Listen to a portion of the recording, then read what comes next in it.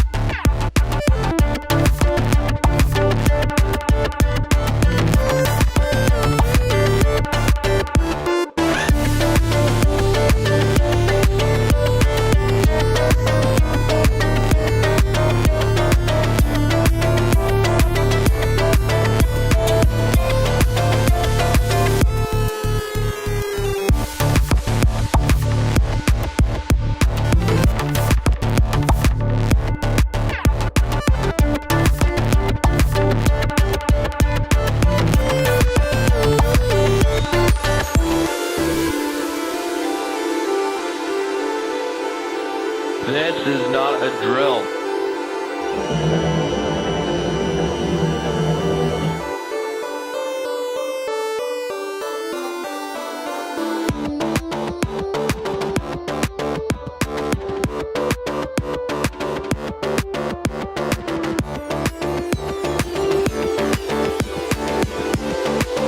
This is a drill.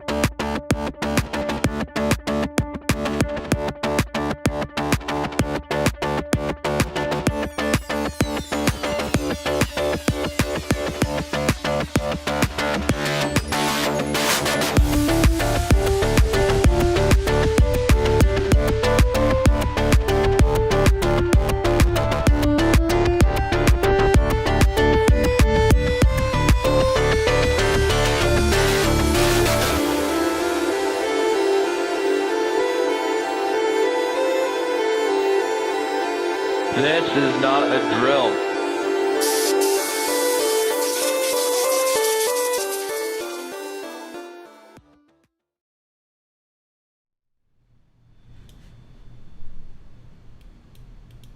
Hey guys, this is Julian of Julian Gray Media. Welcome to this month's Fix Your Project stream, the stream where I fix your submissions, your project submissions that is. and try to make your songs a little bit better, or at least my idea of what would make them better. I hope you guys enjoy these streams. If you want to submit for next month's stream, go over to patreon.com/JulianGray. Pledge over $10 and you can submit to these streams. There's a lot of other awesome perks as well, such as exclusive Discord channels, meetups in our Discord. We're actually having a voice chat meetup of all of our students and mentees tonight on Discord. It's going to be a lot of fun. Everyone who is a student of mine, a mentee of mine, or even a patron of the channel can join, even $5 pledges or below. You also get my exclusive entire discography, including all the stuff that doesn't exist on the internet anymore, which I think is pretty cool. And if you're interested in that at all, go over to patreon.com/JulianGray and check that out. So today we have 5 projects to go through, some really awesome ones from incredible producers that have been recurring on this show over the past year and a half. A lot of these people you're probably familiar with if you watch this show at all, and I'm excited to dive into them. So like I said, we have 5 project submissions this time, and we're just going to jump right into it so you guys can see what we're working on. So switch over to here. I'm going to put the stream chat on the right hand side. You guys can read what's going on as we work. And we're going to go ahead and start. So our first one of the day is Dustin Rasada, Black and White. This is an Ableton 10 project. We've got to open it in Ableton 10. And he does some really awesome stuff. Everything I've heard in the past from him has been really impressive. So I'm expecting this to be really cool. Loading in. We're missing a few plugins here, but hopefully some of them are frozen so we don't deal with a lot of loss. It seems like you did freeze most of the third-party stuff. Okay, so let's get this thing started. We're going to just play from the start, give you my impression of the song as we go, and if I hear things that are really out of focus or sound incorrect to me, we'll address them. All right, let's go from the beginning. Turn up the volume a little bit here.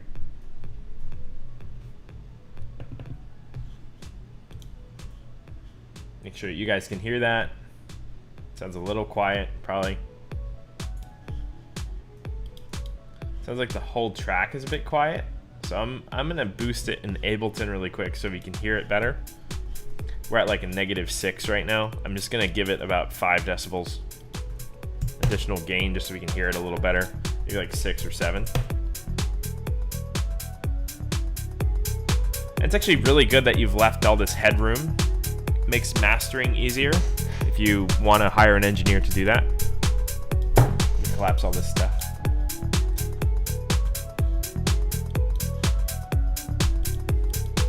And let me know in the chat if you guys can hear that okay and if the visual is coming through all right.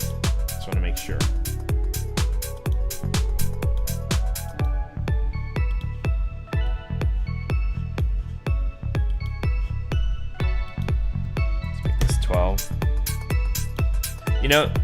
The melodic ideas you have here really remind me of it gives me very Japanese vibes. The chord progression and the melodic ideas are so like Japanese inspired. So that's a little hot, maybe like 11.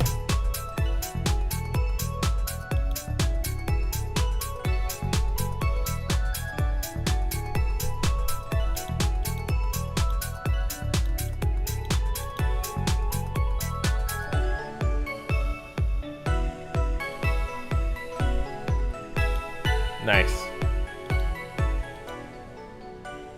Super like cute.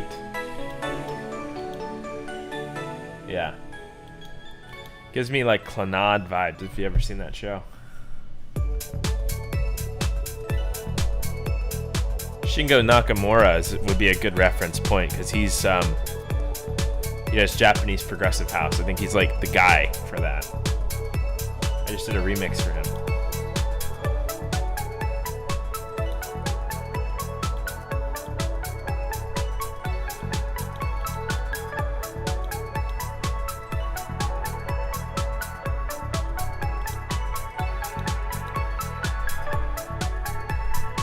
right, so, you know, in the interest of time, I'm just going to skip around here a bit. I think we have a good idea of where this track is at.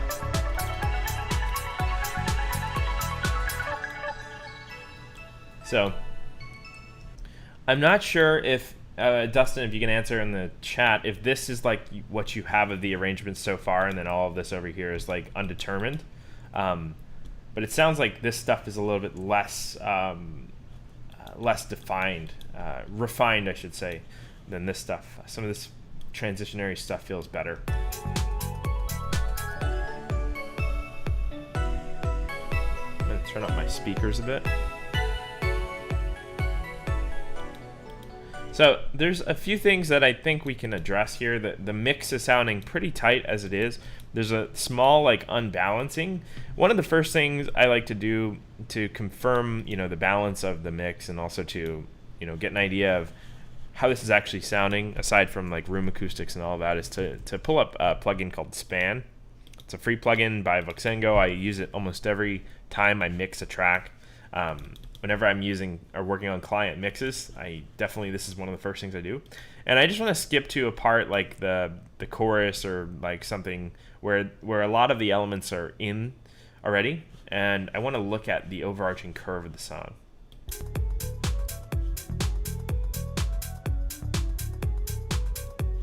So this is a very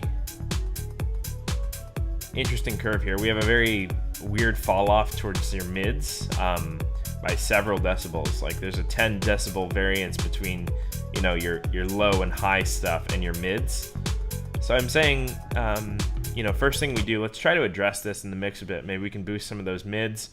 Looks like you have a very stark missing frequency here,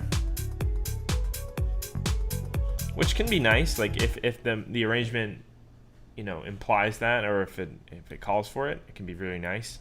I think it's sounding pretty good as it is instrumentation wise, so I don't want to add too much, but maybe we can adjust where some of these things are sitting so you end up with a little bit more of a flat line. Generally you want to end up with, like, you know, a more or less flat line from your lowest sounds to your highest sounds. Sometimes you'll go for, like, you know, more low end and then like a slightly gradual downward curve like this, but you generally want it to be like a flat line. Alternatively, you know, like Porter Robinson, Madeon, those kind of artists like Audion, they'll do like the opposite, where the high end is boosted a little bit and it gradually goes down to the lows. But this is just a very strange curve that we can probably address with some mixing. So first thing I'm going to do is turn up your basses. So I'm going to turn down our master to like more comfortable level, like +6, and then we'll go to our basses and try to address those. So these are unused. Let's use what we have here. So let's take your piano. Tarantism, welcome to the chat. All right, let's go to the bass group. So if we compare these two on the Voxengo, seems like you have a lot of like sub information, but not a lot of mids. Let's give those highs a boost.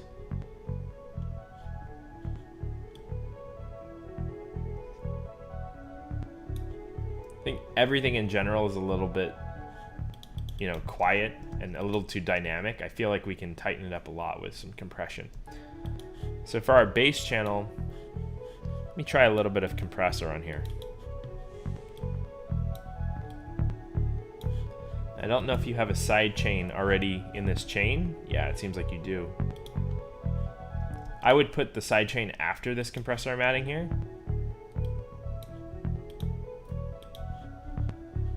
See how it kind of flattens the dynamics a bit and it makes it a little bit easier to place.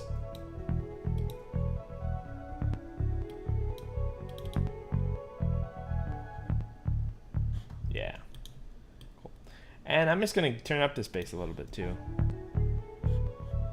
And let's play that with the rest of the stuff.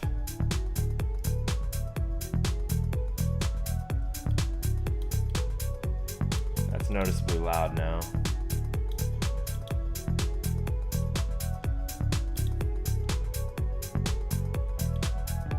think your little climbing ARP things could use a little dynamic control too. It's a little quiet at times.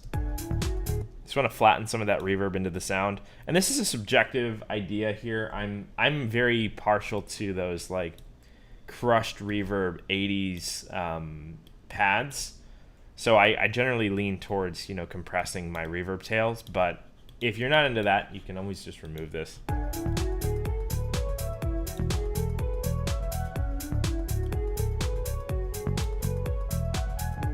That's a little better there, and then maybe we can try turning up your drums a little bit so they're in the forefront.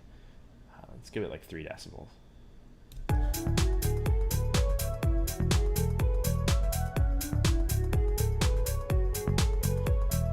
Oh, this guy's a little loud.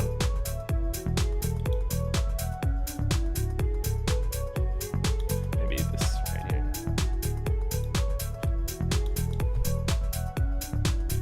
I still think, I mean, mixing aside what we just did to kind of flatten the dynamics, we're missing something here in like your low mids. You have this weird curve, sorry.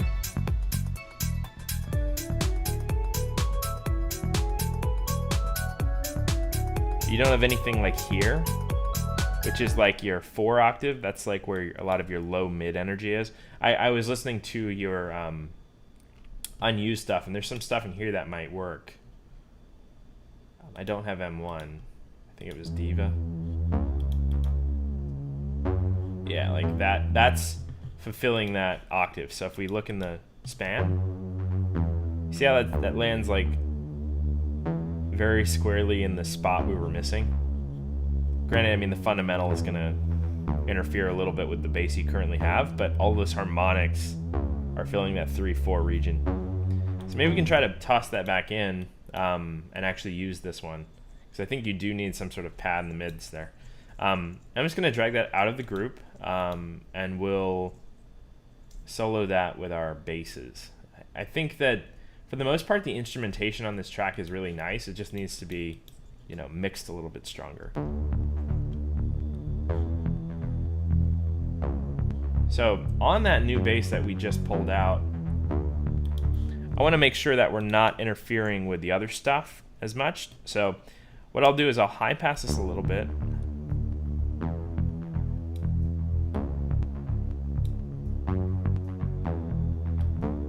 So we can eliminate, you know, just a little bit of that low end.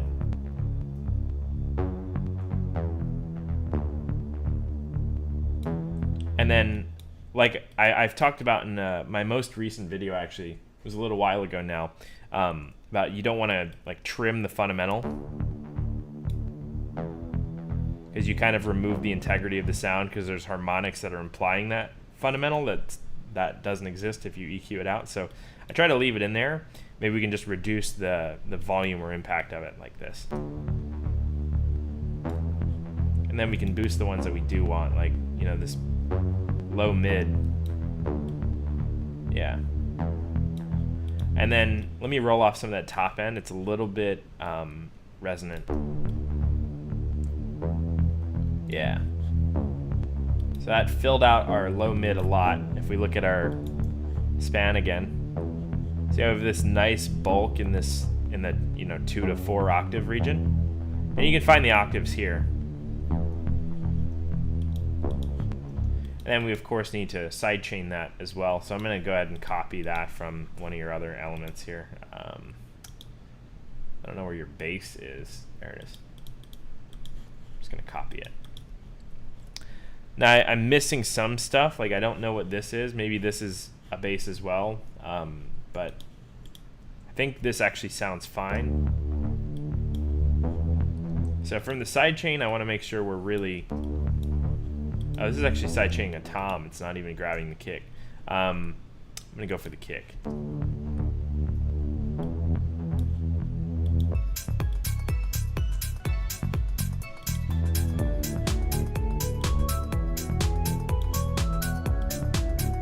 I'm not sure which one's your kick.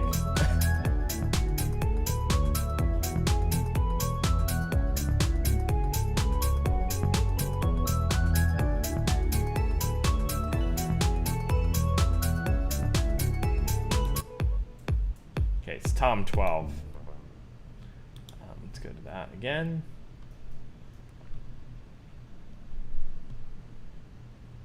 Our diva base pad. And we'll sidechain from 12. I don't know why that's not. Oh, it's sorry, that's not it. It's I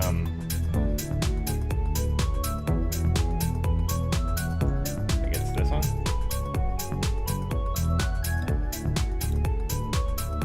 It's a little too much. We're gonna grab the high end only, so we get this very short transient, and then we're gonna compress from that.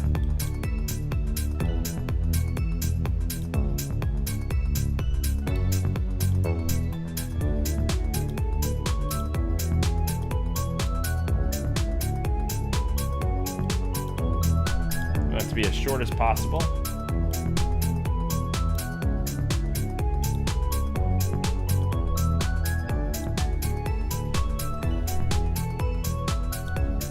That fills it up a lot. I'm gonna toss a little bit of extra reverb on your ARP channel. I think it needs like a nice like room reverb.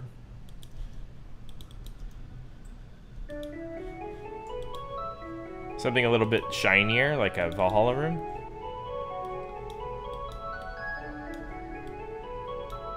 Gives it that like sparkle, I guess.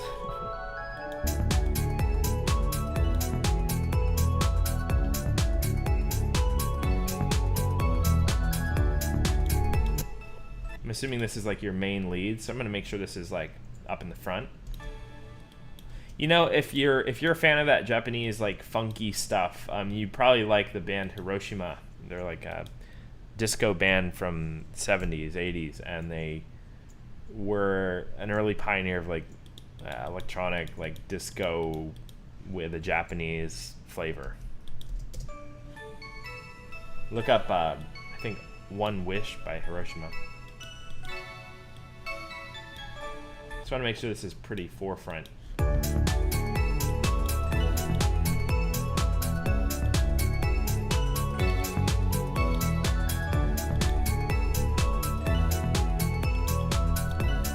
That definitely needs some sidechain too, so I'll grab the bass one. And yeah, I think that the main things that's missing from this, or was missing from this, was that low end in your pad, which really fills out your, you know, your mids there in the master channel, and then maybe a little bit of mastering, and we can try that in a moment here. But I want to sidechain this lead group.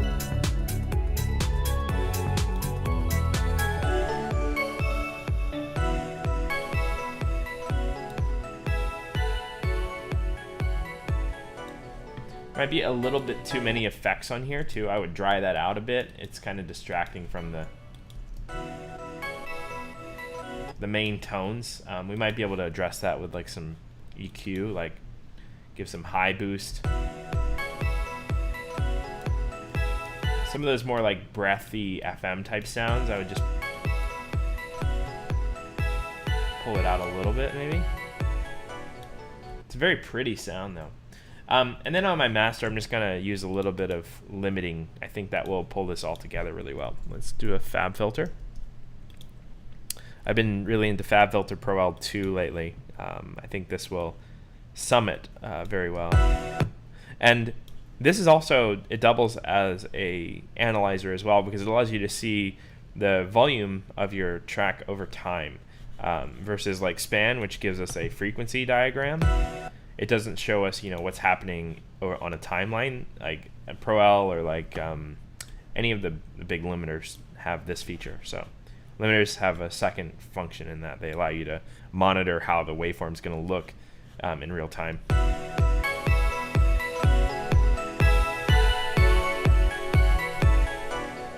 Kicks kind of loud there.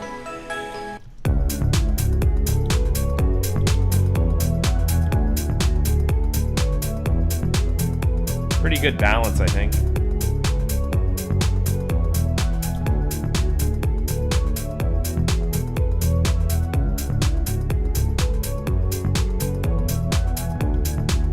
Trying to find this guy. It's a little loud.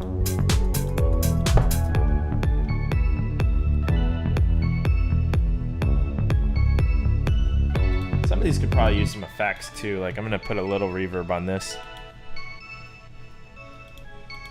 in addition to what you have. But I would say try to isolate the dry signal from those background voices a little bit. I'm adding verb for sparkle, but for that verb that's on the original track, I would say it's detracting a lot from the prominent voice. So try to isolate the background effects from that foreground voice.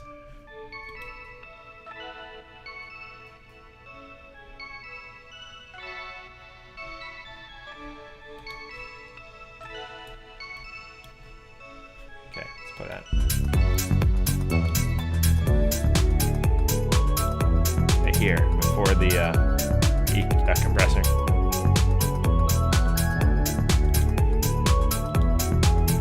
You know, on the limiter, I'm just pushing it so that, you know, we're essentially playing with the peaks. We don't want it to be compressing all the time. That's like a brick wall. We're just trying to boost the gain to, you know, as loud as we can without it, you know, going into the red. And making sure that our, you know, the transients we're trimming are only far and in between.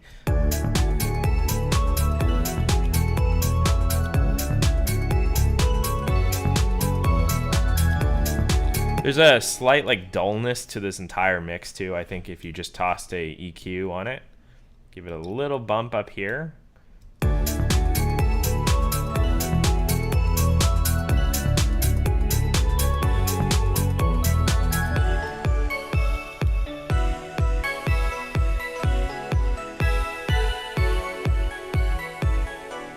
And again, monitoring how we're looking here.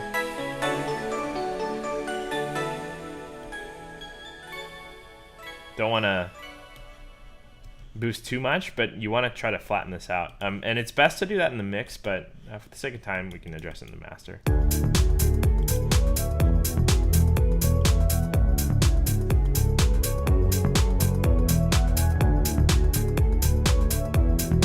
So that's looking much more flat than we had initially because we've alleviated some of those big gaps and frequencies. All right, so that's our first one, Pokemon 80s Black and White. I love this track. It's very nostalgic. It sounds beautiful. Worked really well in some sort of soundtrack. But it's very nice to listen to anyway. You can just hear this in like a fashion store or something. Great work, Dustin. That's Dustin Rasada. Amazing first draft there. Let's go ahead and get on to our next one. Everybody in the chat, give Dustin a nice little round of applause. Finish. Okay, next up is Eldon. We're going to do Dance MF. See if it'll open in 10. If it doesn't open in 10, then we'll move to another one that is also in 10. And then we'll move to the 11 ones together.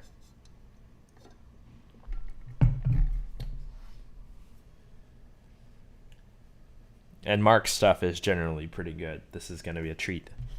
All right, this is Eldon. I don't think he's in the chat. He's from Australia, and it's way early there in Australia right now. So everybody say hi to Eldon when he rewatches this video. See what he says. All right, this is Eldon Dance MF.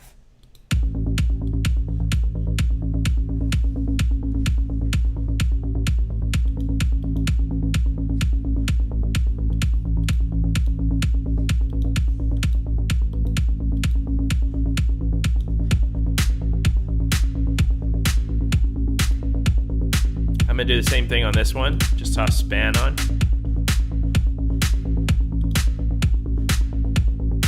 Want to make sure I'm not too loud here.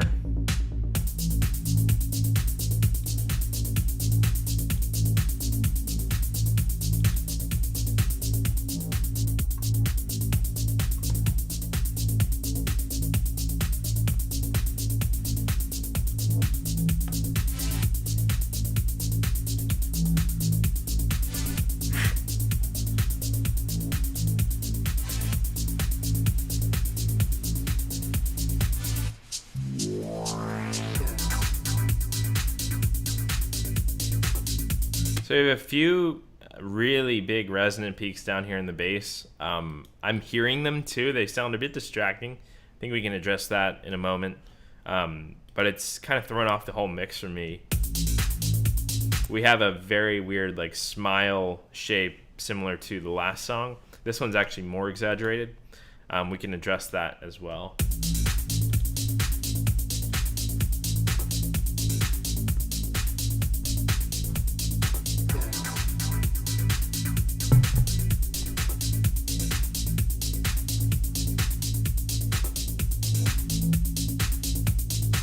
So everything's too loud. First of all, I'm just gonna pull everything down.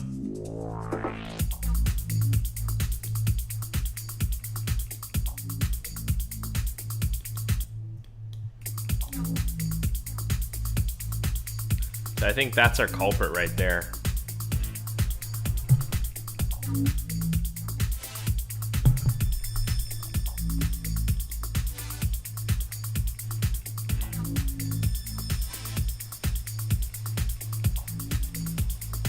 All right. So first thing I'm going to try is just to mute the bass channel really quick to see if the rest of the balance is fine. Because the bass is so distracting with how resonant that one note is that it's throwing off my perception of the whole rest of the mix. So I'm going to play it without the bass first. And this is a practice I use, whenever I'm mixing client tracks. Just mute the channels one by one to make sure that the balance is consistent. And then gradually add things back in. And then you can identify, this is a problem element if it's throwing the mix way off. Okay, so from here, I don't know if it's just me, but the hi-hat feels very loud relative to everything else. And you can kind of visualize that here with the hi-hats being, I don't know, however many decibels that is louder than everything else. I don't try to rely on span too much for stuff that I should rely on my ears for, but it's good to have like a visual reminder of how things sound. So I'm thinking the hi-hat needs to come down a little bit. That's the main culprit here. It's the really fast one. I think it's this one. No? Yeah, it's that one. So it's this guy, and this is just too loud. So I'm going to turn this down like a few decibels here.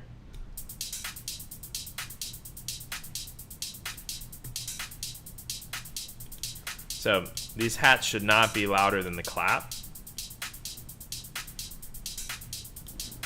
Let me turn that clap up a bit.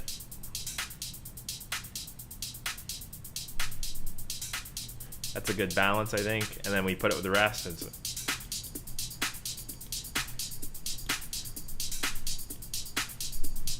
Yeah, like 8 decibels down. That fixed a lot. All right, let's play that in the mix now without the bass still, just so we can hear if that's been addressed. Definitely better. And you can visually see that's a lot better too.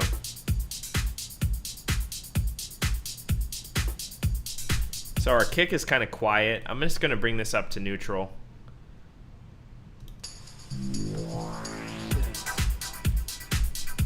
Maybe like -1.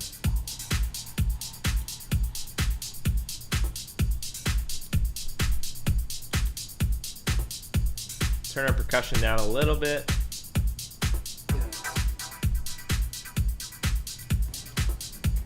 Maybe like our key hi-hats we can turn up a bit.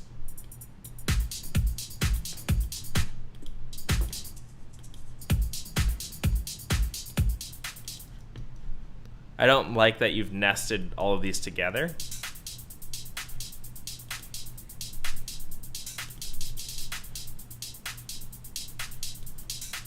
Yeah, a little bit louder on that one.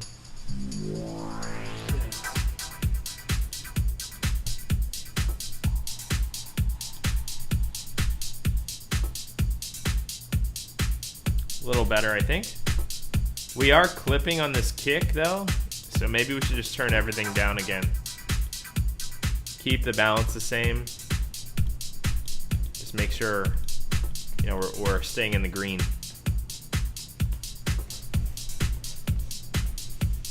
little bit boost more on the percussion.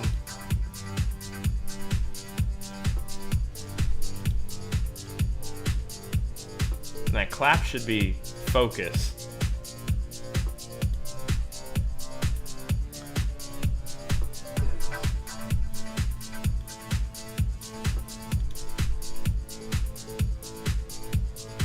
It's challenging because all your stuff is nested in a weird way.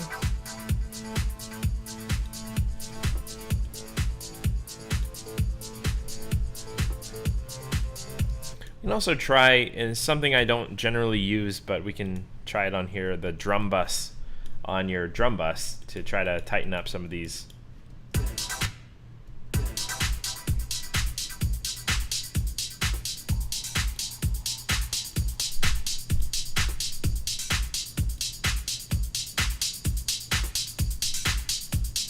Yeah, it was worth a shot. I think it's too much.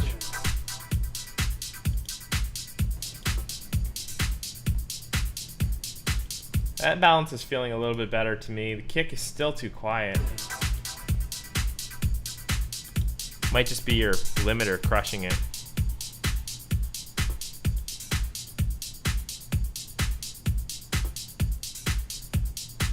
Now let me see what's going on, like frequency-wise here. You have 3 kicks going on.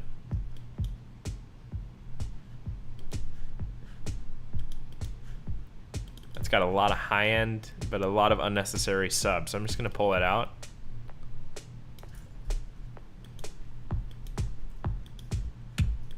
So too many kicks at once, if you're not careful, can actually phase cancel and create a smaller kick. Let me just mute one of these, for example. Let me see how this sounds. That definitely adds to it. I'm gonna try to split these apart a little bit more. So like give one of these some mid, whichever the, yeah.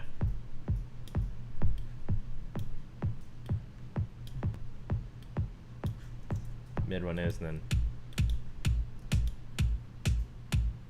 that's our bass one. Turn it up just a little bit. So we have the bass's priority here. Kind of liking that now. Just got to be wary with kick layering not to inadvertently phase cancel the low end and make it weaker than it is. That's sounding good, I think. Let's try that in the mix.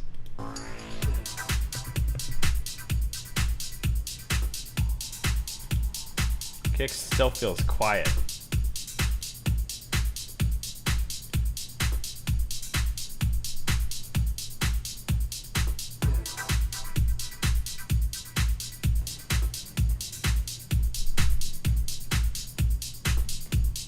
So there's this big peak here at like, I don't know, 50 hertz. Maybe we can counteract that peak and flatten out the low end a little bit so we can make this, you know, a little bit less weak.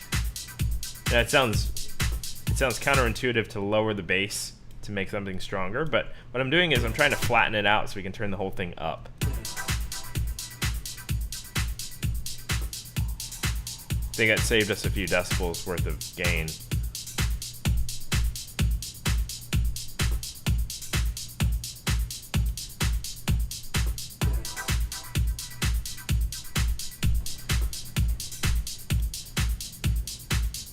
I don't want to spend the whole time on this though. I probably could. Just trying to trim that transient down.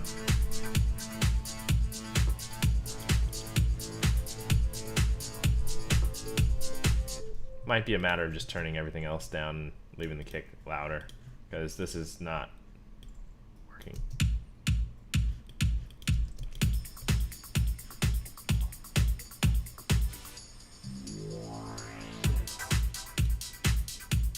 Yeah, I think you need a better kick.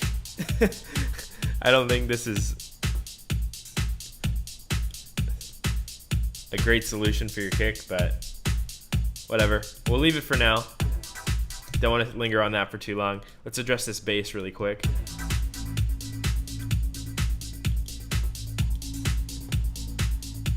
So first thing I'm going to do is lose this. I think that's unnecessary.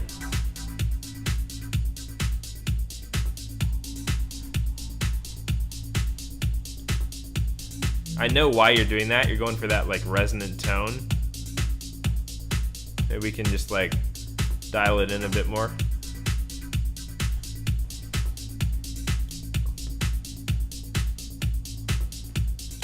This bass just feels very hollow. Doesn't feel like there's anything to it. I have a feeling it's because of that.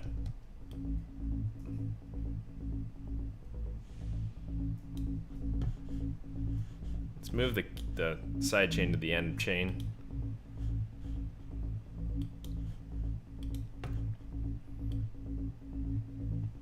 Let's give it. Multiband's doing practically nothing. We might have to toss something on the group just to thicken up the high end a bit. Let's try like an overdrive.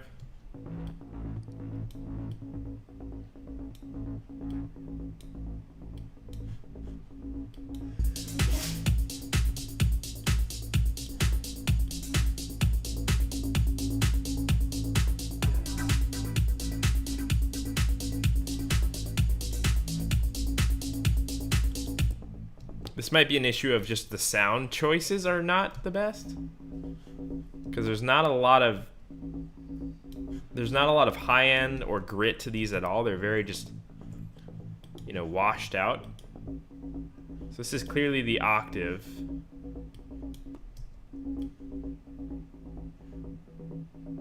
Let's just isolate that octave then. On this one, let's let the bass through. Hey, Artifacts is here. The fellow YouTuber. How you doing, man? Yeah, so I don't know. I think this sound design decisions are just a little too dull for what you're going for here. There's not a lot of action to this. These boosts you have in the resonance are really cool. They're creating a cool effect, but they're throwing off the whole balance of the mix. So yeah, and then for the sub, let's keep it there. Let's hear how this sounds in the context of the mix. I think that you need to work on your sound design a little bit for these basses to make them really sit better in the mix. They feel a little bit hollow now because they're just lacking upper harmonics. They're very dull. Good, man. Thanks. Yeah, it's good to see you, man. It's been a minute. So the small changes we have made to this did pull the mix together. I don't want to linger on this project for too long, but I think that we have made improvements significantly. The bass is much tighter, the percussion is better. If we look at our master now, things are much flatter. It's not a, you know, perfect fix, but it's no longer like this. But I think that, you know, we have improved upon the song, which is the goal here.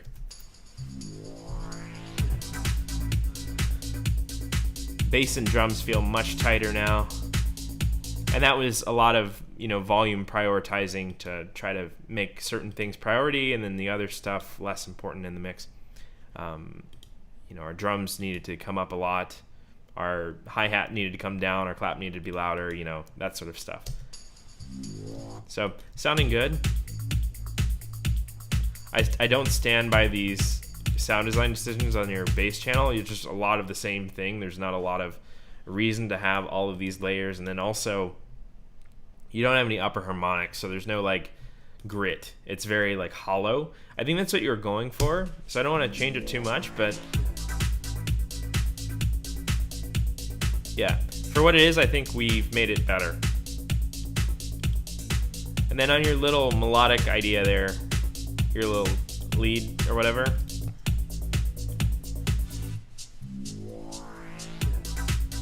think it's this dropper you have it called. I would just toss a little bit of verb on it.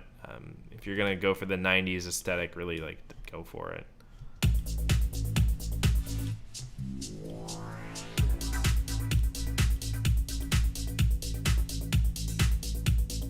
Oh, that's not it. That's totally the different thing. It's a yeah, that's not it. It might be this guy.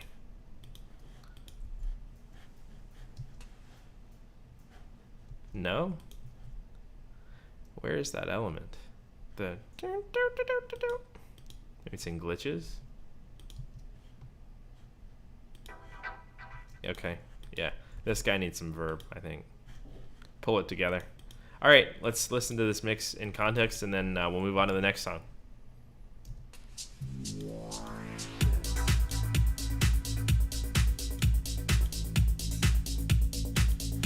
Much tighter.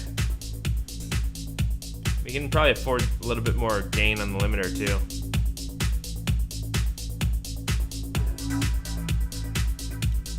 And you see how much space we've cleared up in this mix?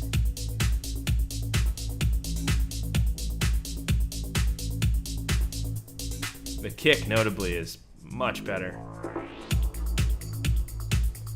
I don't know what that was, but that was way too loud.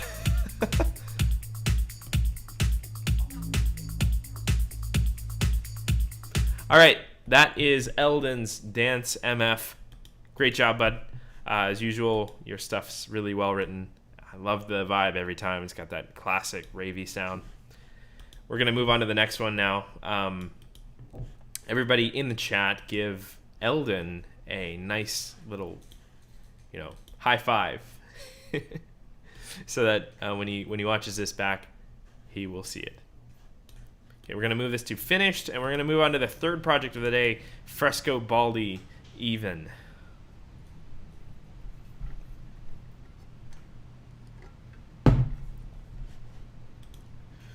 Confirm we're still live. Yep.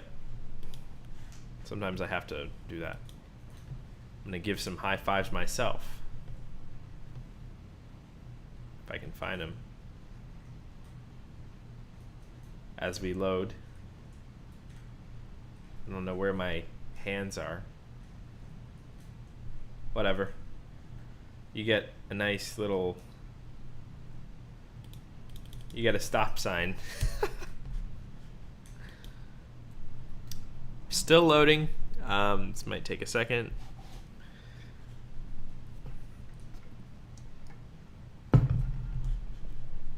Missing some plugins here, but that should be fine. Fresco Baldy never disappoints. All of his stuff is always super unique, super cool, and I love listening every time. Let's go ahead and give this thing a listen. This is Even by Fresco Baldy.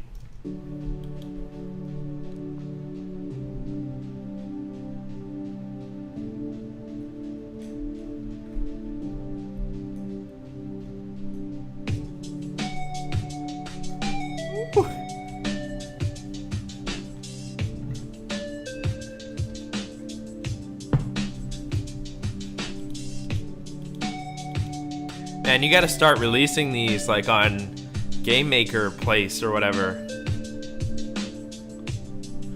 Oh man.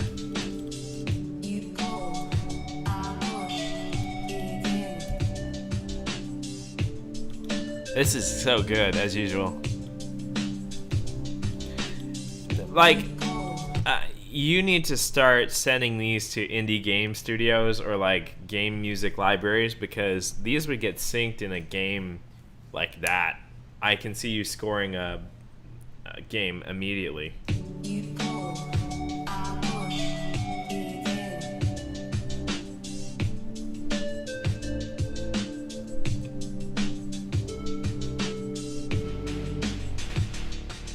I don't know if that's what it's called, but like whatever the game music libraries are.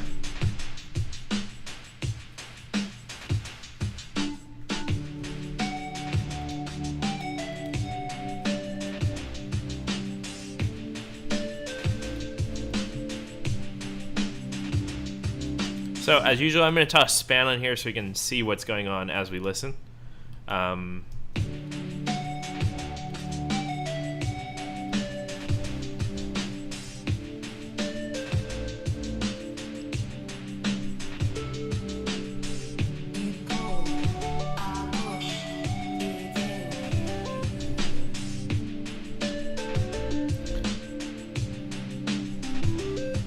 You get like like crazy like flash games from the mid 2000s vibes.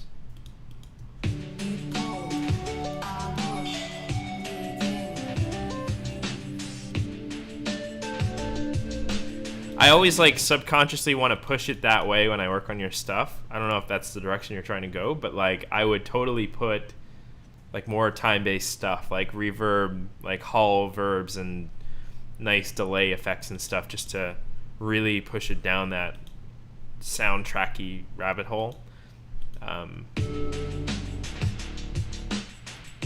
absolutely love this.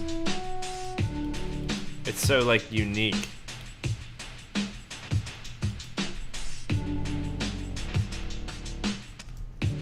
So let's go ahead and try to do some minor mixing to this. I think that the writing is fine.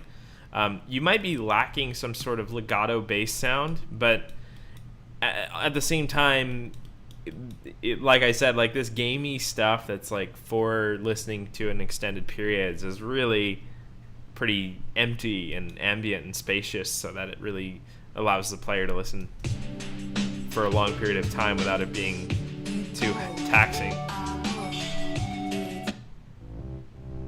I'm going to turn your bass up a little bit, maybe to like -7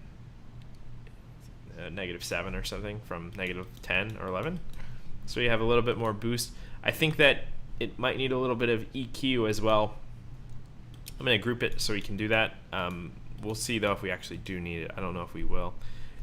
I don't know why you froze Serum. Actually, I have Serum, so I'm not going to leave that frozen. Oh, that's why.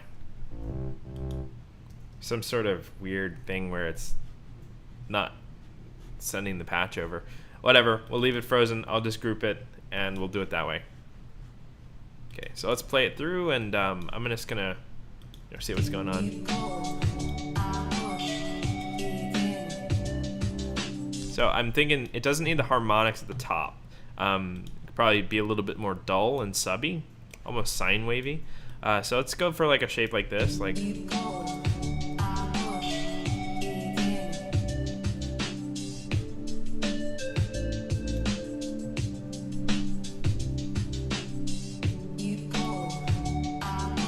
And then, make sure it's loud enough to really transpire through the mix.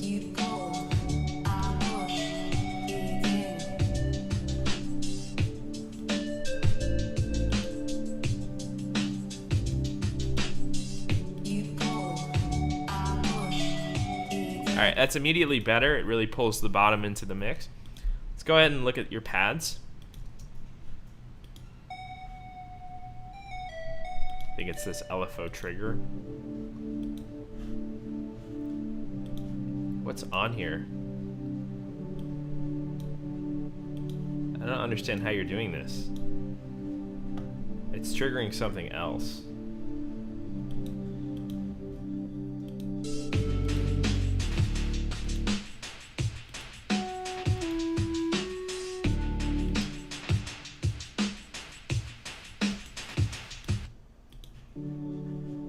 I guess it's one of these. Probably this one. Let me group it.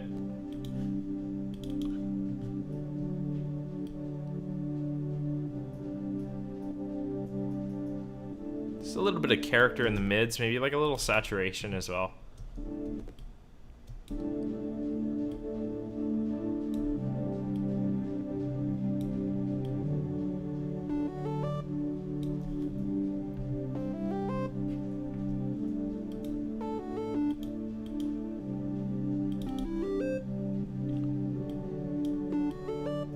Some reverb, like.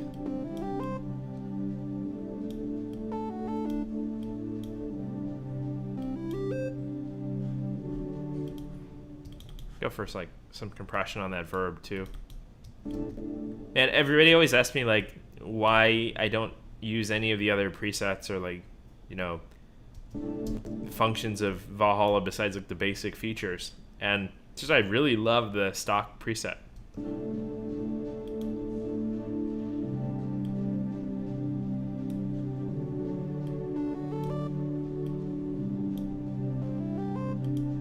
Saturator's too much, maybe.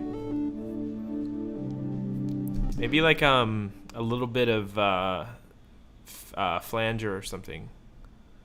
So phase flange, where is it?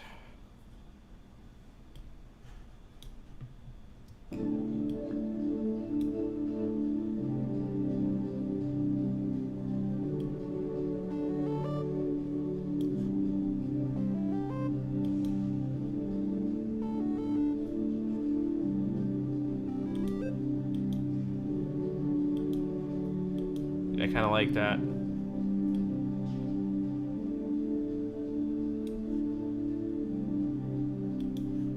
Gives it a little bit of movement. Alright, like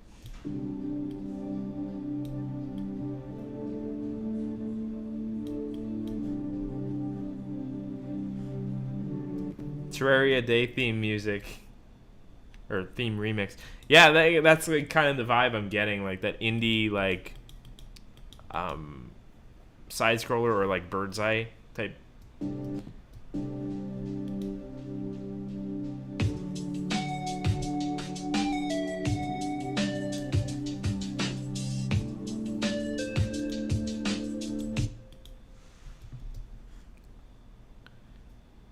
So you have massive on here.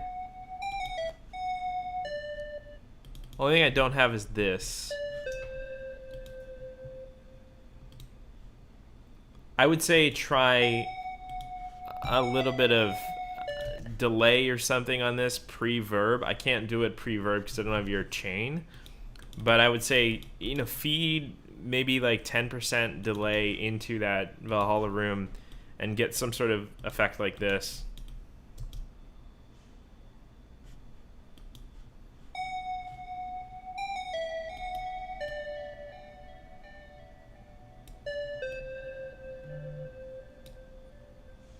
You know?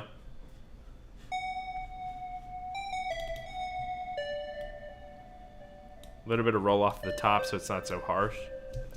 And, like, I don't know if this is the aesthetic you're going for again. I don't want to, like, push it into game category and keep talking about it like that. But if you're a player, you don't want to hear this, like, really piercy music the whole time. So they engineer music to be a little softer on the ears, less high-end for a lot of these types of, like, relaxing games.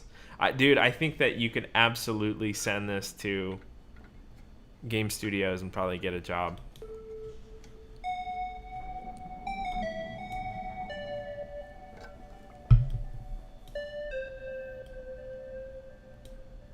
Maybe a little bit of modulation on the...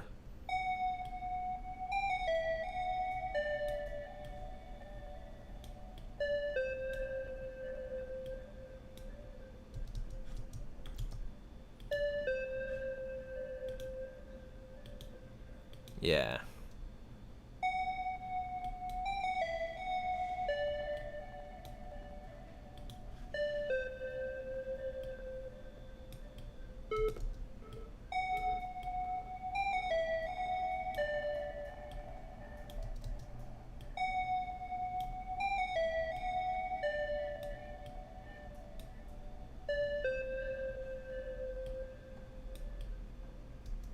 Something like that.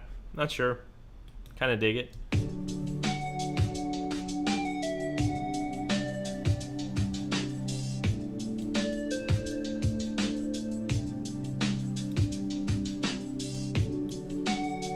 I would also crank your reverb up a bit more. Like this is bad practice to stack verbs like this, but just to give you an example, like I would give it more time so the notes are kind of blending together, and then maybe like 25% post delay, so you end up with all the tails of delay.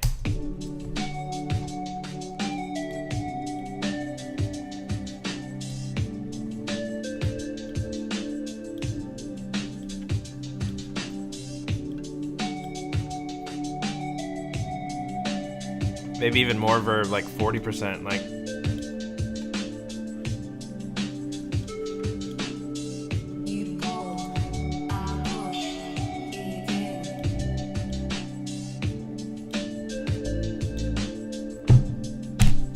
Now what would be super sick is if you took a pitch bend mod on this, so it's drifting in and out of pitch. As you played it on, it would be really nice, I think. Super like lo-fi.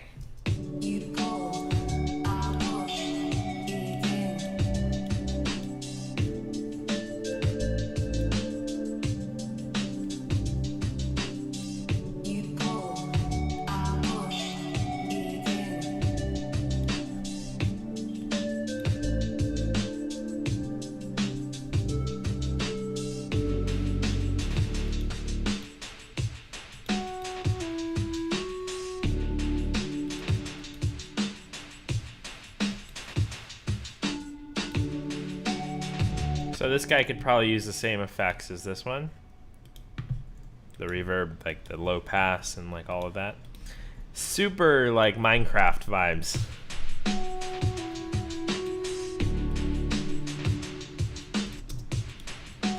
Maybe a little bit less dry because you want it, or a little bit less wet because you want it to be kind of pokey.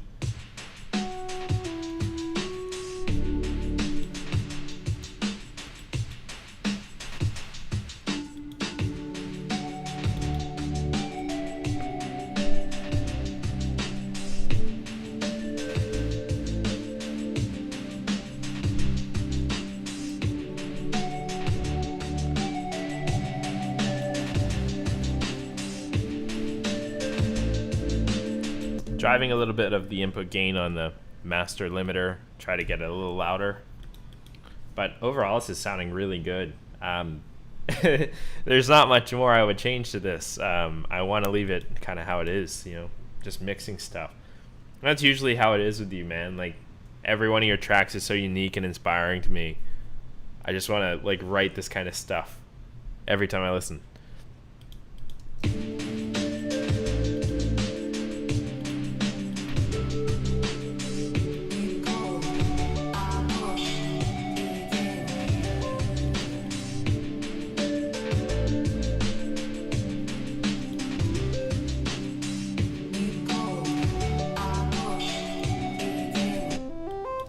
What would be cool on this also is like a pan. So it like circles you a bit. Like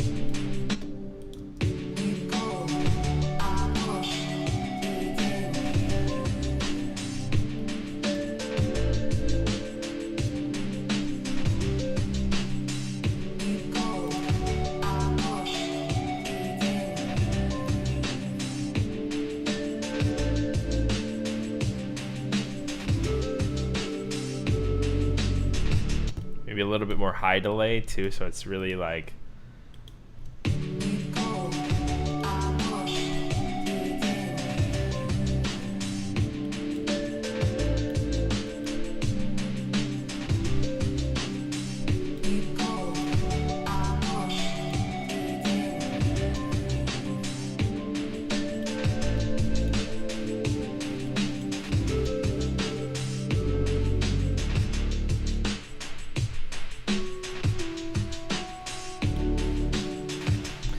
there's such a cool market for this type of music, man. Well, I think that's going to wrap it for that project. Really great job, man. I don't ever want to work on your stuff too much because I think it's so unique and in its own lane, and it's already so good. It just needs a little bit of mixing help every time you send one in.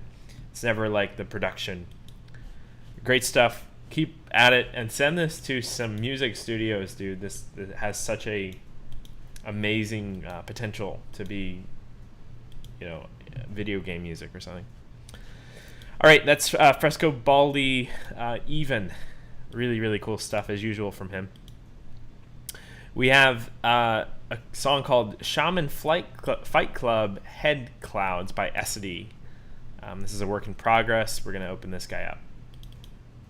Yes, applause everybody. That was incredible as usual. Always like a genuine pleasure to listen to your stuff, man. Great stuff. Send some myself. Woo! Okay, so this is a live 11 document. Let me just try the other one first before we switch to 11. Switching back and forth is a pain, so we'll do guard data. Essedy, sorry. We're waiting on everybody else to get to live 11 so we can just use that, but for the time being, we are in both. All right, this is Silent Voice by Guard Data. After this, we're going to move on to Essedy's to close out the stream.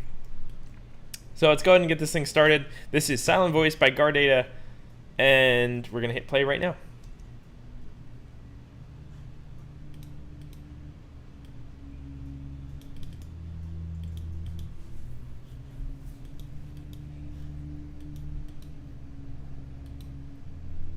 It's very quiet, at least perceived that way.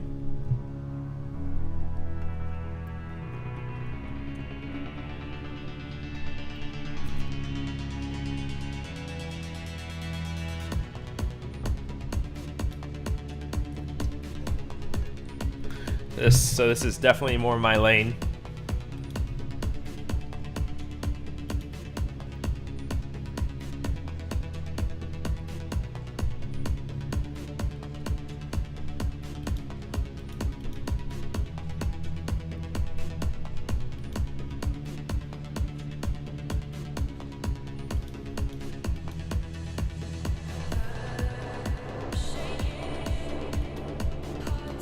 Lots of cool potential ideas here. I think it needs some work though. We'll get to it.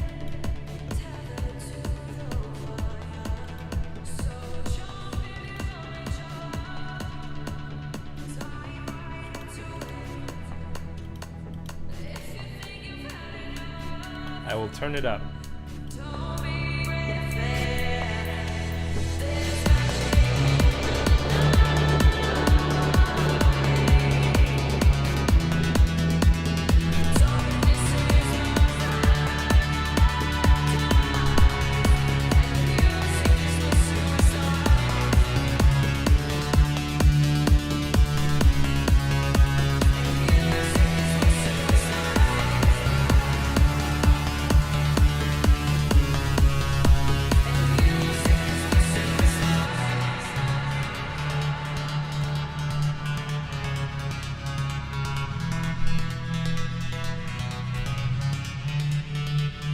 Sounds really good.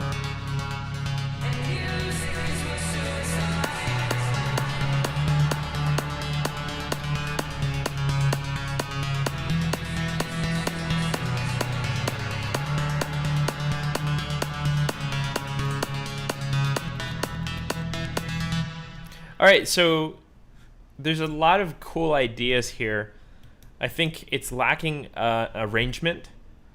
It also has some weird mix things that I think once we address the mix and the sound to their fullest potential, we can really start addressing the arrangement. I always like to mix as I write, because when a sound sounds to its fullest potential, like your sound design is good enough, or if you have a really tasteful element, it stands on its own better, and it makes it easy to arrange. Like, for example, a really good analogy for this is like when you're singing, it's easier to sing with reverb on it or like a compressor on your voice because it sounds better and it makes you more confident in, what you're doing.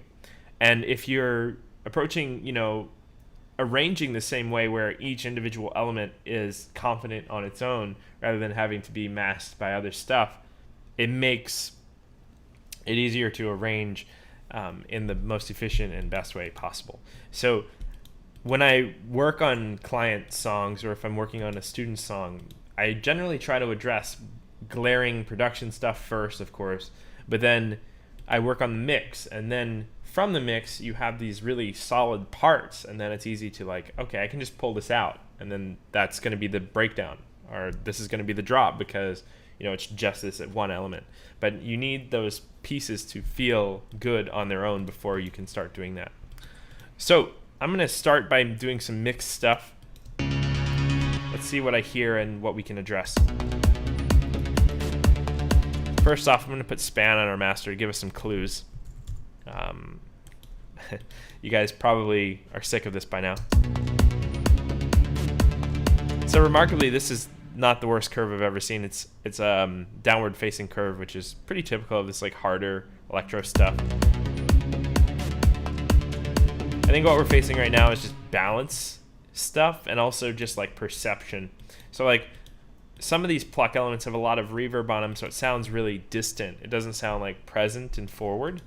Even though it's creating those frequencies, it doesn't sound as loud as it is because of the perception. So let's try to address that. We'll start with the basses. So I want to prioritize our mid bass here. Let me put some EQs on these to see what's going on. So we have a sub frequency here, but then we have a lot of harmonics up here. I would assume that this is a sub oscillator. Take a look in here. Yeah, so you have a sub oscillator, which is that note down there and all the harmonics above it. I would say if you're gonna do this, do it the other way around, so you have the more harmonic waveform above, and then you have the less harmonic waveform below, so that you can, you know, use this as a single sine wave sub, and then this is like your harmonics. Yeah, you probably don't even need this. Just kind of muddies up the sound, because you already have a sub doing that. And then on our sub channel, let's go ahead and see what's going on. So I would hardly call this a sub. It's like at, like, you know, 60, 70 hertz, your fundamental, but then you have all these harmonics above it. So what I'll do for the sub is I'll just, you know, kind of roll off some of the harmonics to give space for the other one. Okay, so that's already better, because we're balancing this with the bass better. Let's make sure that we have harmonics in this guy now. Let's give some more high-end back. I wonder if there's like a filter. Yeah.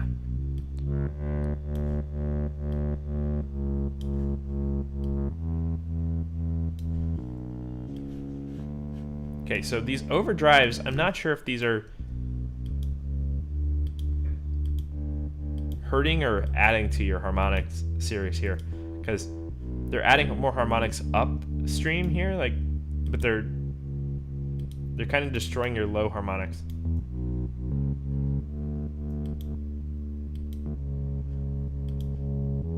Let's get rid of this high one at the very least. Okay, so now we have some upper harmonics here. We have our sub in a separate channel.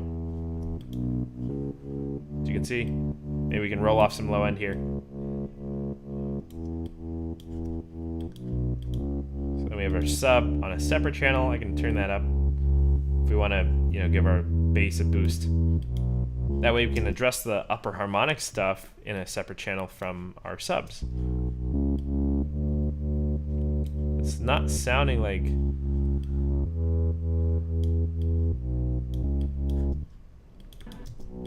incredible yet. I'm curious what's going on in this OTT. Let's turn that way down. Give it some low and mid boost. Yeah, that's better. Almost sounds like mono too, like.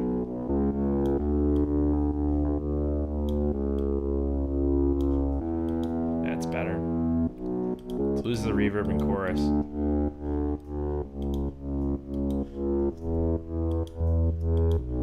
So then your sub and your bass are in separate channels. This has more harmonics to it. Everybody's happy.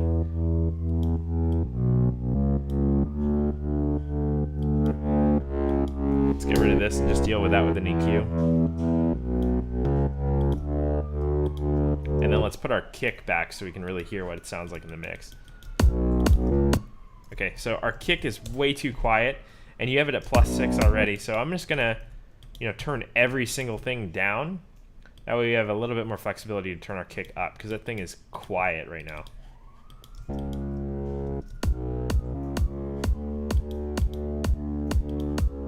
I will say the whole mix is quiet though, so I'm gonna give the whole mix a boost of like 5 or 6 just so we can hear it louder.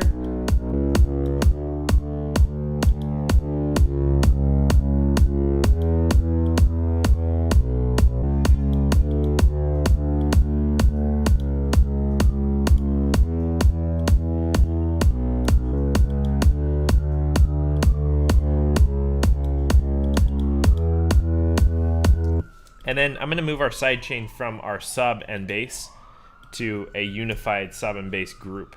So we have a much tighter sidechain. We're also going to sum the sub and the bass together with a compressor. To start things off, I always grab like the click of the kick drum. I make the attack as fast as possible with, you know, a really aggressive ratio. So we're getting only the click. And then we can dial it in from there.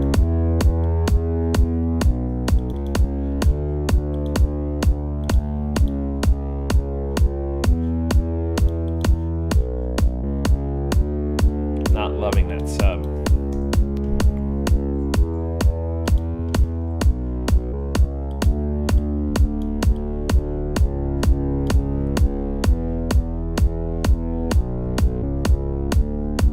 Add that next harmonic down too.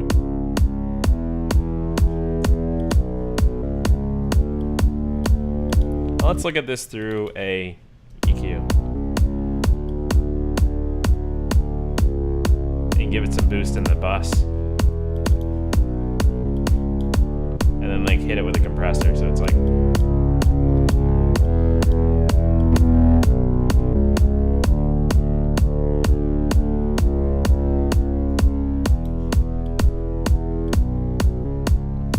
Want to, you know, realign these priorities so that our kick is still like the top priority. This is like a hi-hat. Yeah. It's a little on the short side, so I'm going to make it a one shot. Maybe we can fade it out rather than just cutting it.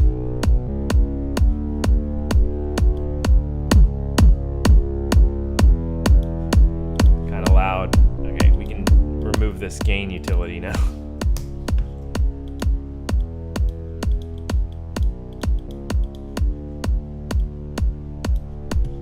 And let's EQ the kick too to make sure we're really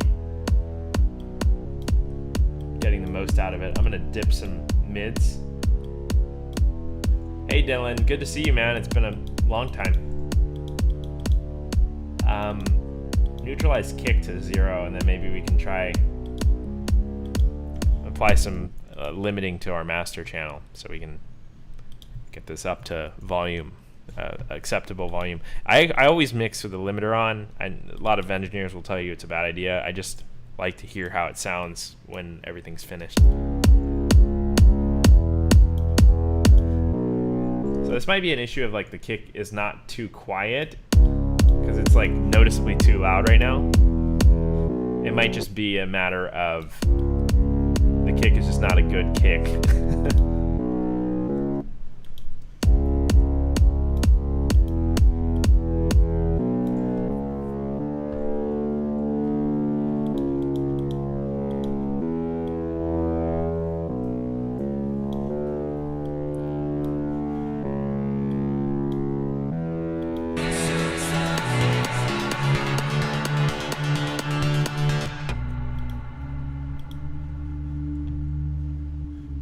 It's a little tighter.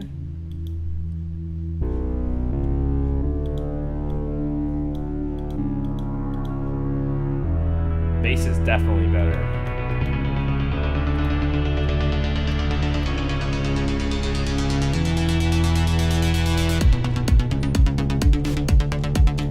And I think if you automated your your reverb here, so on your pluck channel, you had it like at 50% or whatever. If you automate it down so it dries out right as it hits the drop, you end up with this really satisfying feeling of something going from really far away and pulling closer to you. Because, you know, reverberation in real life is like if you hear a reverb on a sound, it's probably 20 feet away from you, and as it gets closer to you, you get more of the dry over the wet ratio.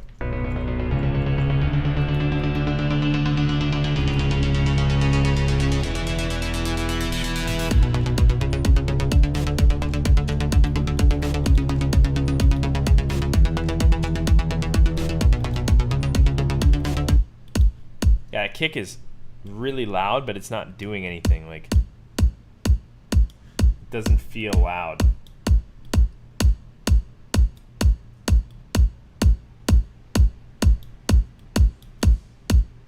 I always duck the mids out of the kick just because not super necessary to a good kick. You just need that kick transient in the bottom, like the sine wave transient, and then you need like the high end. I'm not in love with this kick, gotta say though. This is kind of a weak sauce kick.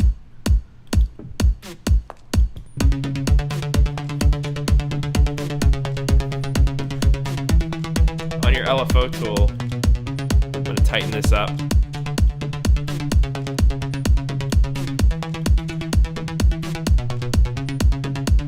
It's also a little loud.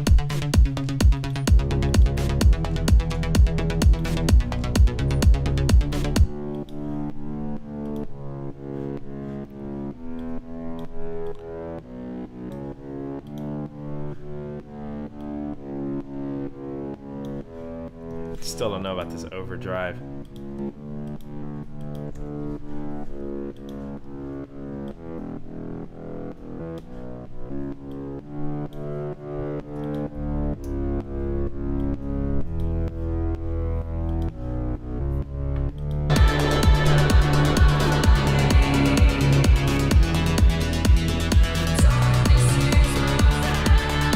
Mix is much better, but I'm still not in love with how everything is sitting.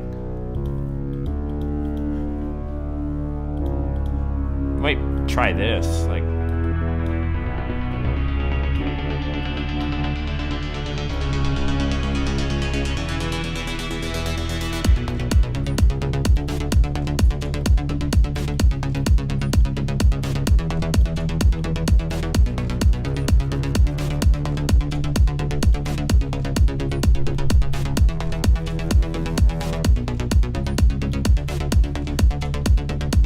Like automate that.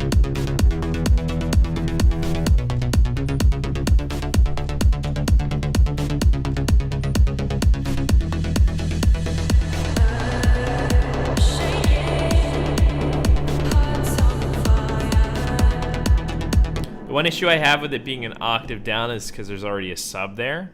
But if we, let the bass through on this guy and then actually eliminate the top note on our sub, like that.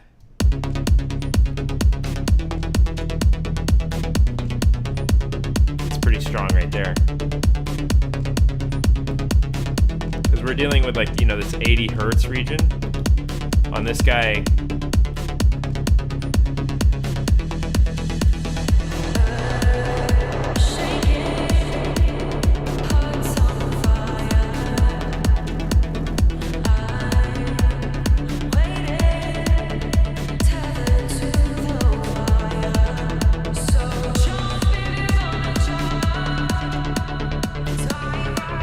try both.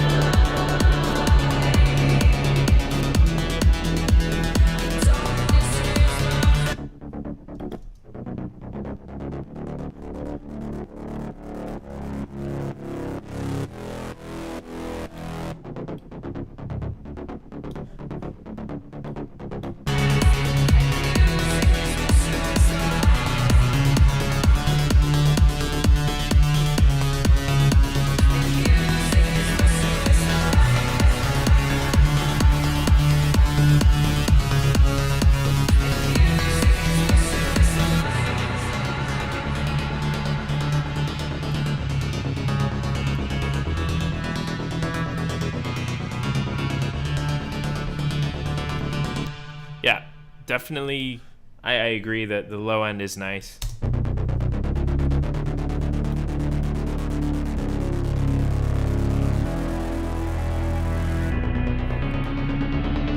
I would say, on your little subgroup that I created for you, just try like a high pass on this right before the drop. Gives that contrast of high pass before it hits with the sub.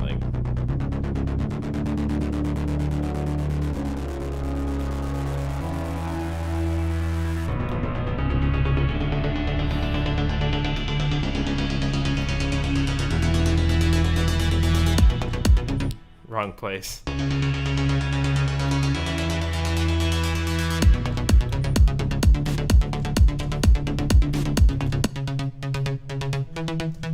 What also might be nice on here, and this is like subjective obviously, is if you took a fifth and added it, like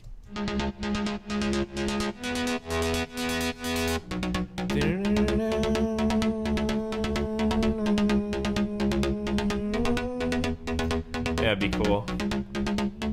Maybe I'll get some FM.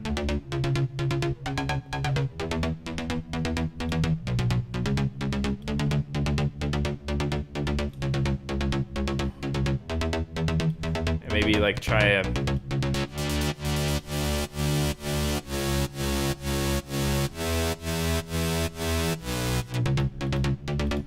yeah, something like that, and then you can, you know, automate the that parameter over time.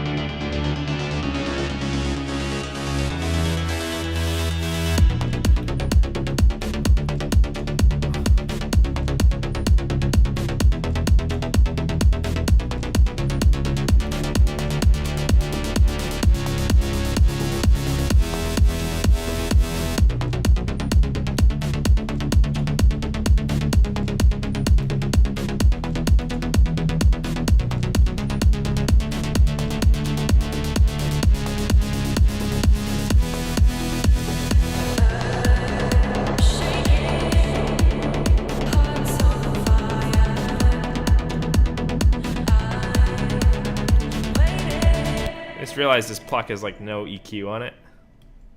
Way too much low end, I think.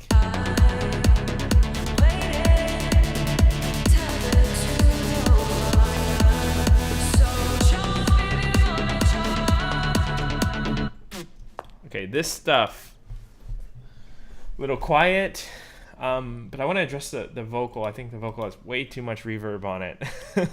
like boatload too much. I would say like you need like maybe 10%, 15%, not like 50. Let's try that.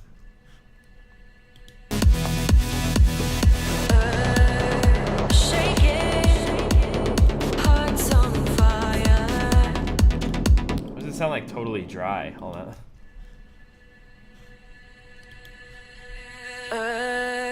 Shaking, hearts on fire.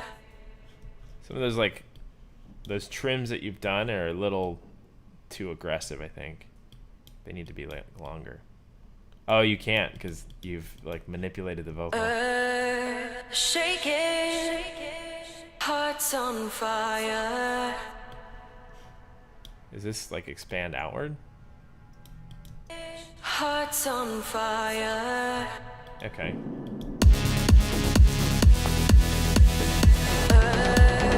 Shaking, hearts on fire. I waited, tethered to the wire. Some of those timings are off. It's difficult because there's like a reverb already on here, so some of these like sound wrong. So jump if you're gonna jump. Dive right into it. I'm gonna put a compressor and reverb, I'm sorry, and EQ before the verb. I'm gonna keep that verb low. So jump if you're gonna jump. Dive right into it. If you think you've had enough, don't be afraid of it. There's magic in the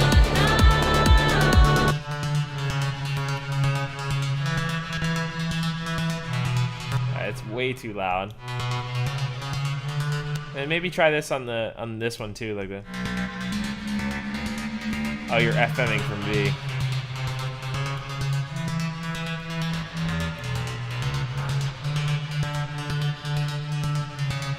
You can just try this.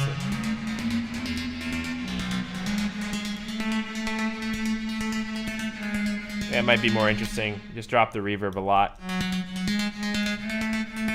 Yeah. Don't be afraid of it. There's magic in the night.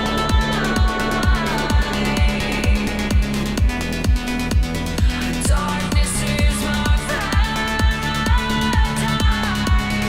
and music is my suicide.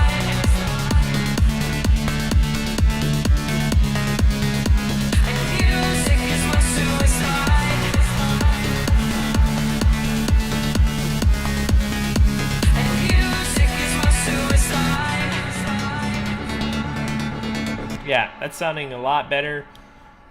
Really quick, I'm going to try adding a hi-hat, and then I'm going to call it a wrap on this one because I've already spent a half hour on it, and I could work on this for an hour. So it's just kind of how I work with this kind of progressive stuff.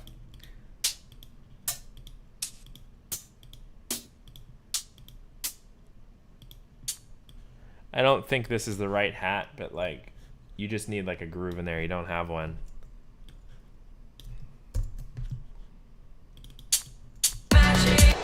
That is not it. Bada bing, bada boom, you got yourself a hi-hat. Look at this.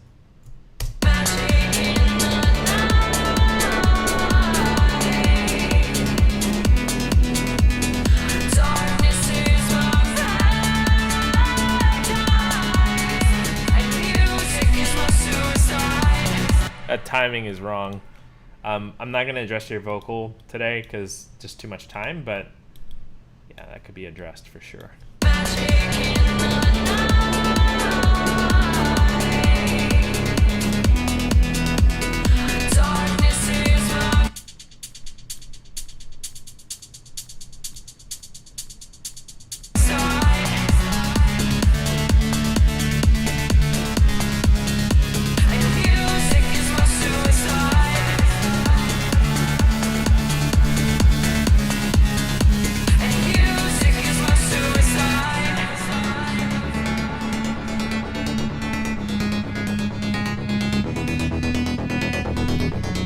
All right, let's play it through and move on to the next one, but I think we've made this substantially better. This guy needs help too, but...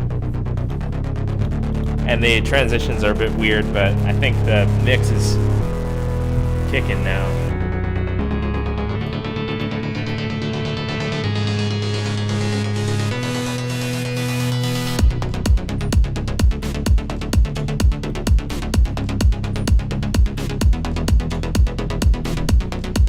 Ahead.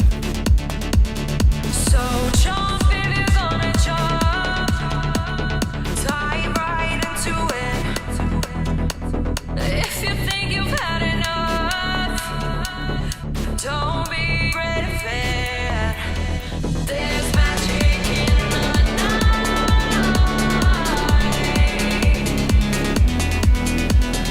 Darkness is my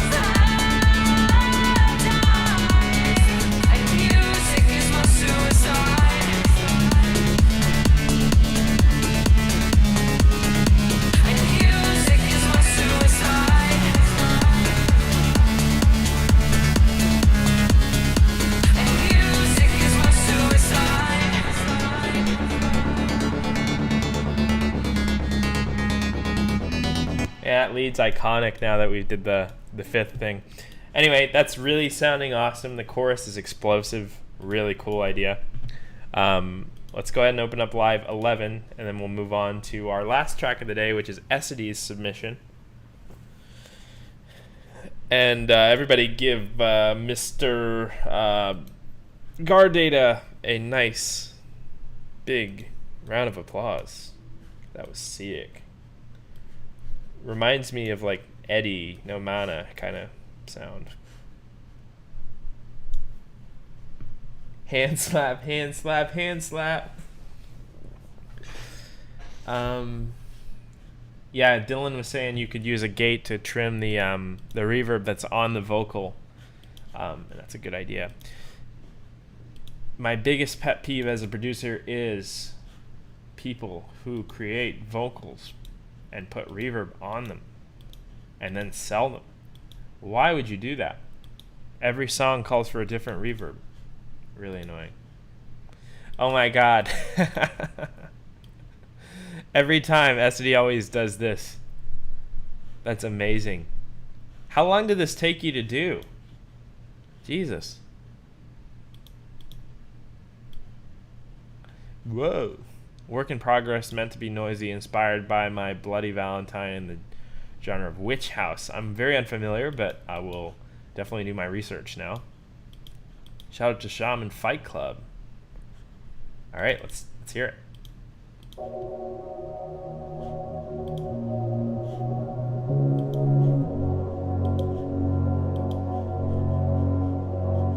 Too many things open.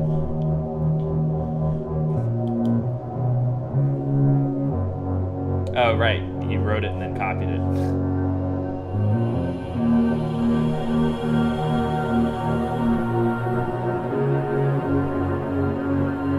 Yes, I take stems for FL, but we do submissions beforehand. If you're interested, go check out patreon.com/JulianGray.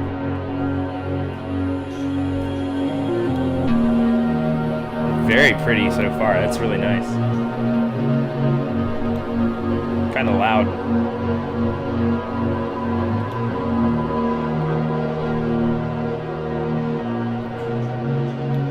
Super cool though.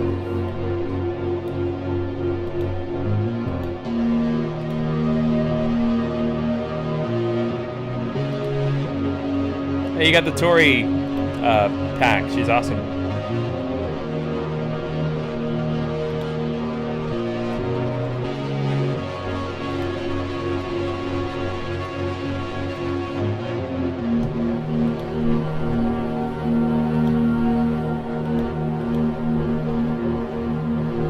Ooh, nice. Tense, like, sustained note there.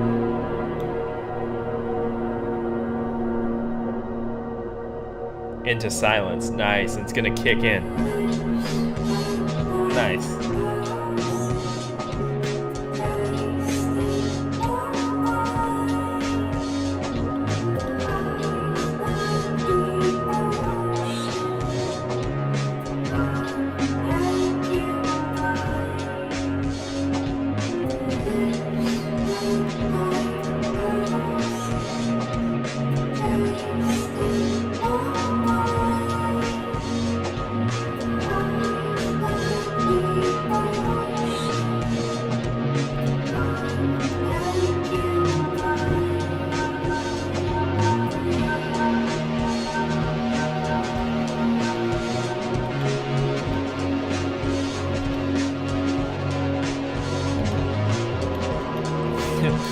I love this.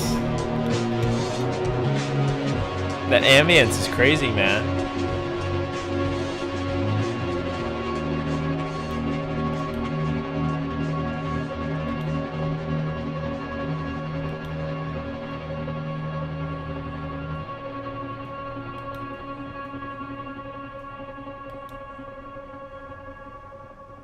That's so sick, actually.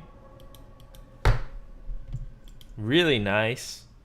I'm unfamiliar with the source genre or the source material, so I don't want to like venture too far off from your source genre. But I think I have a few cool ideas for this. I love your ambience. I love the noise approach, like 9 Inch Nails kind of style. Really love it. I think that you could use a little bit more low end towards like your like big chorus section, whether that be just grabbing, you know, like the low note root note MIDI of the original track and just layering under, or, you know, adding something entirely new. I think it needs something like around here to really like give some sub sustenance. It feels full and nice already, but I think just with a little bit of boosted low end, it would feel really, really full and impactful right there. Without it being like, you know, a dance song, it could still have like that big impactful moment of sub. Because what you do is you kind of drone out the single note here. It's not the root note of the song, so you're building this tension to resolve, and then you never like deliver that resolve. And I don't know if that's like part of the noise genre, so I don't want to like, you know, drift too far away from it. But I think if you just took a little bit of sub and made like a wall of low end right here that kicks in, it would be really satisfying, and it probably wouldn't be that far out of the genre.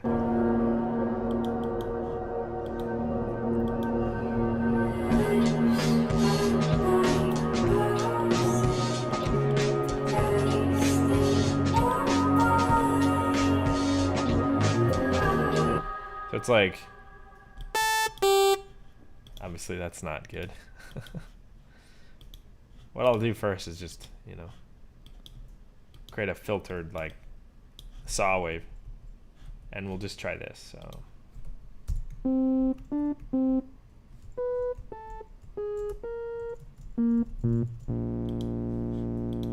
something on this master that's like changing that. That doesn't sound like a normal saw.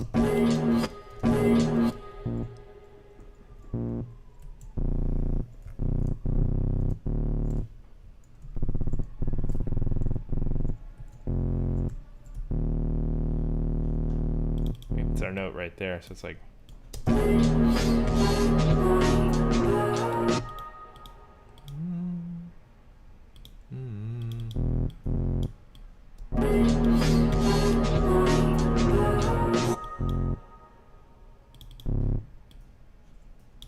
Let me just do this up an octave really quick, easily.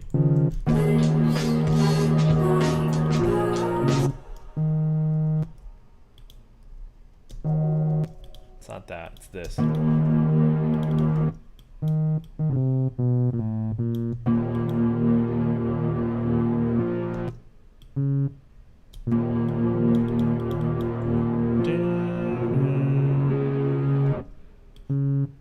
Hold on.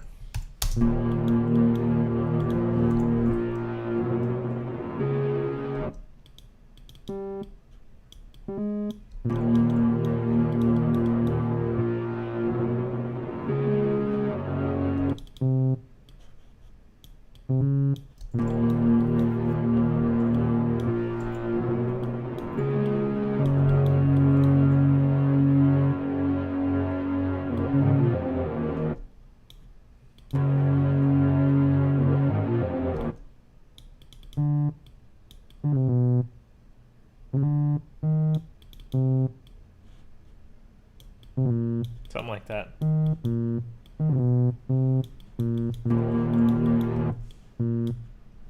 Then like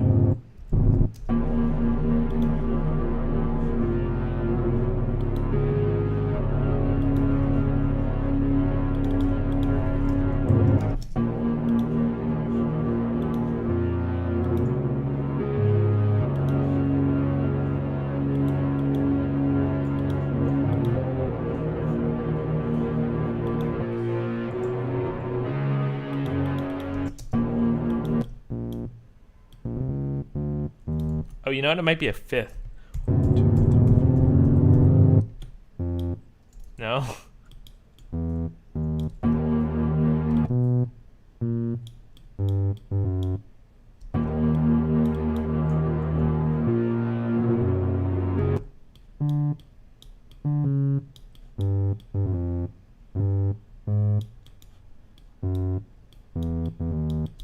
Something like that, potentially?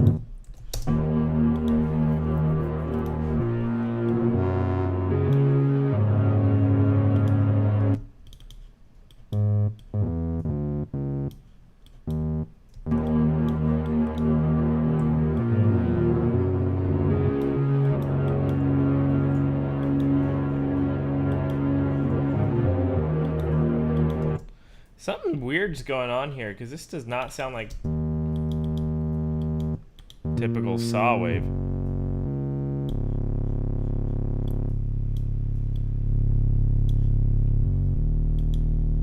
That's pretty nice.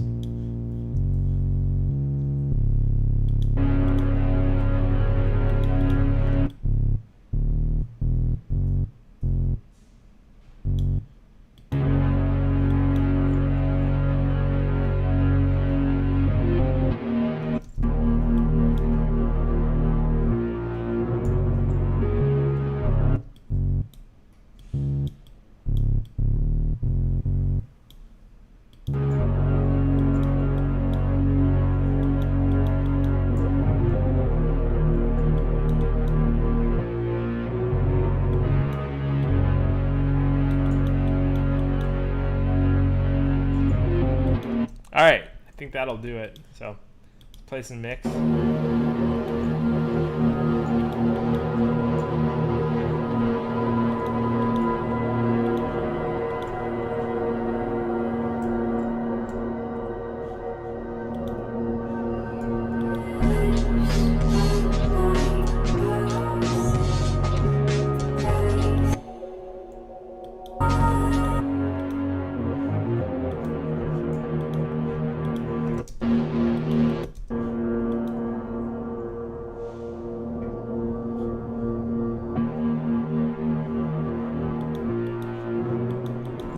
was thinking maybe like for this part you could clean up the low end a little like this.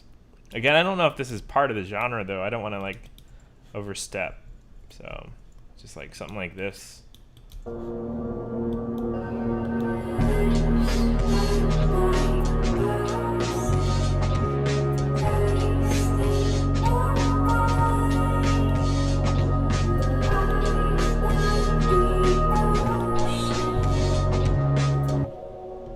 It's like another like droning note. This guy. If we just high pass that a bit here as well, I think that'd be nice. I don't want to clear up too much of your space because I think it's really like nice, but I think you can afford to go down a bit in like noise.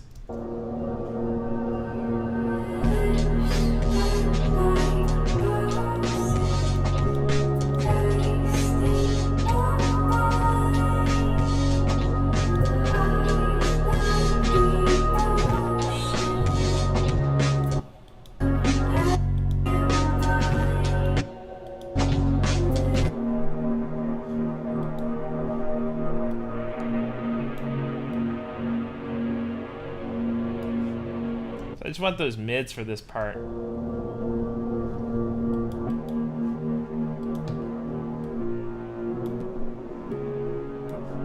So you can let that really like dry sub come through so then it fills up like.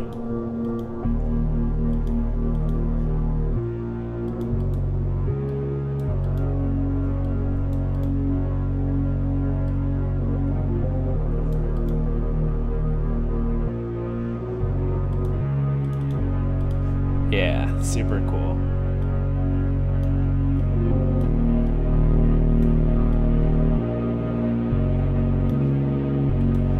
So like when that comes in, it smacks, like not like in a dancey way, but just like it feels like something hits you.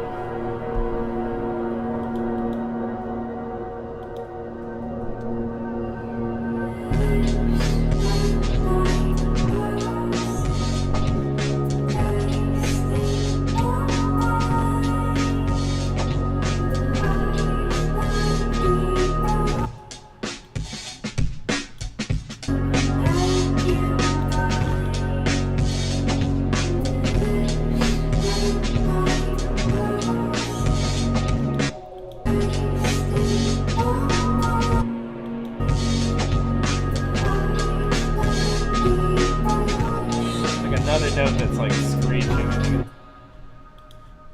think it's that one. It's a little too sharp here too, I think.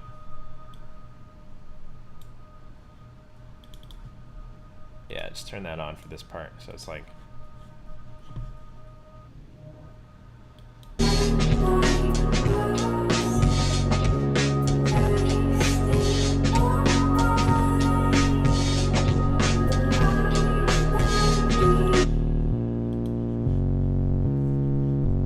I don't know if this is the vibe, but you can try like a little bit of like overdrive or like an amp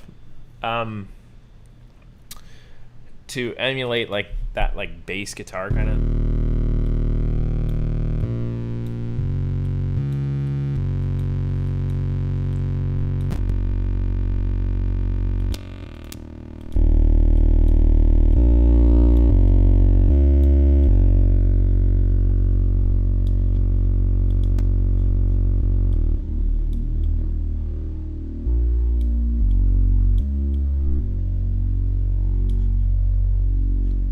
Maybe a little bit of legato, like a portamento.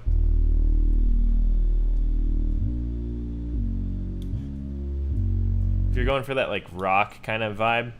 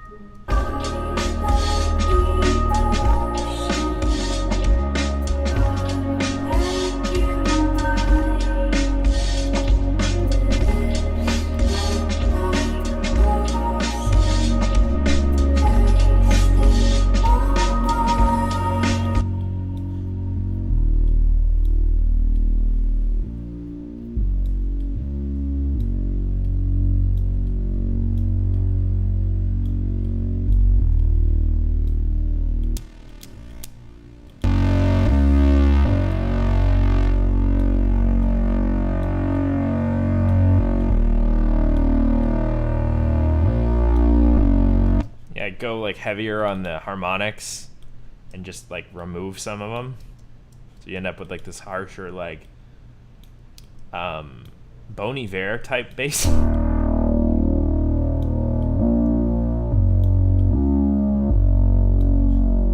Yeah, it's kind of nice. Like.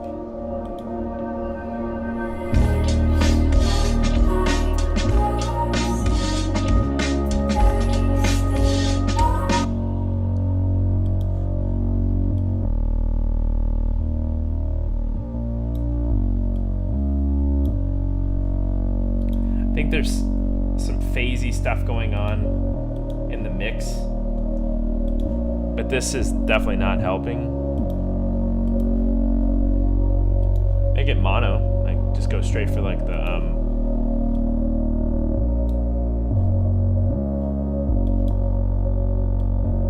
voices are kind of nice though. I think your splice drums are phasing.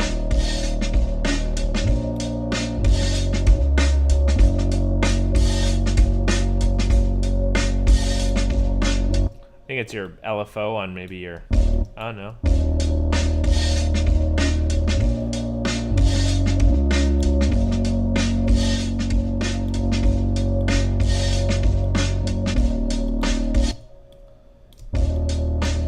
I think by bringing those drums up, I brought the phase to light, because if I mute that, it doesn't have the problem.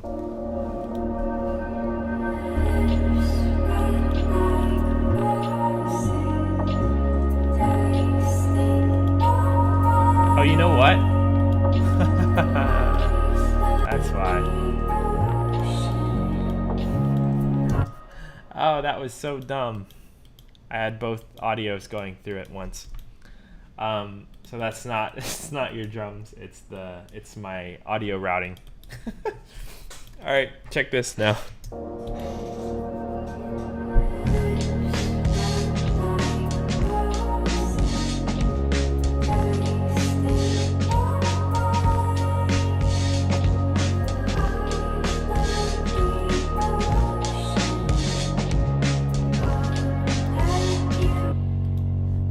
I'm gonna sidechain this to your kick, see if I can. Yeah, much better for sure. Yep, that was a dingus move. Your kick would be in temp drums, right? Yeah, you had that one. All right, and then we only want to grab our kick, so I'm gonna try to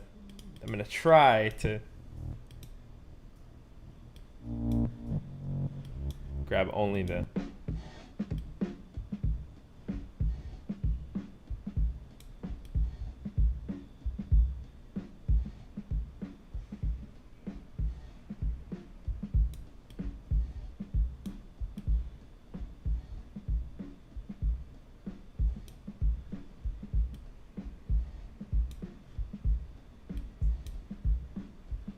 wish I could run that through a transient shaper.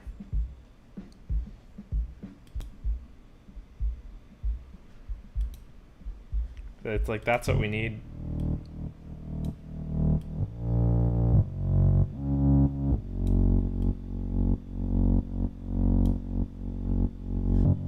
It just needs a duck under that kick, you know?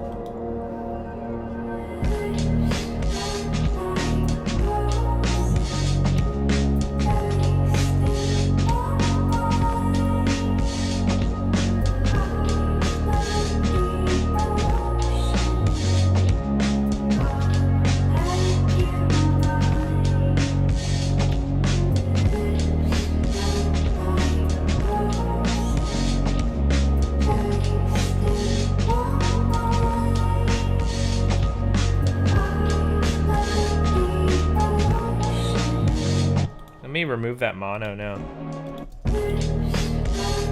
Comes through as stereo.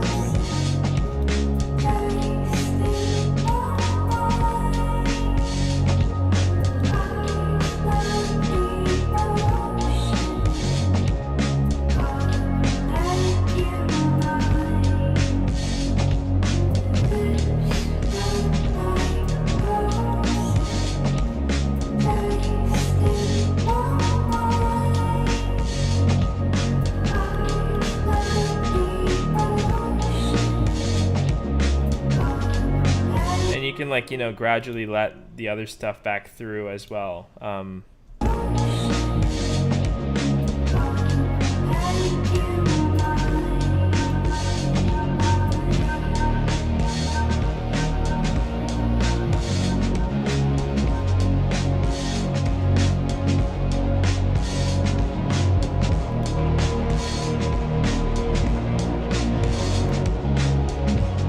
Got to make sure it matches like your bass and your chords though. I think if you just automated this on and off, it plays it really nicely.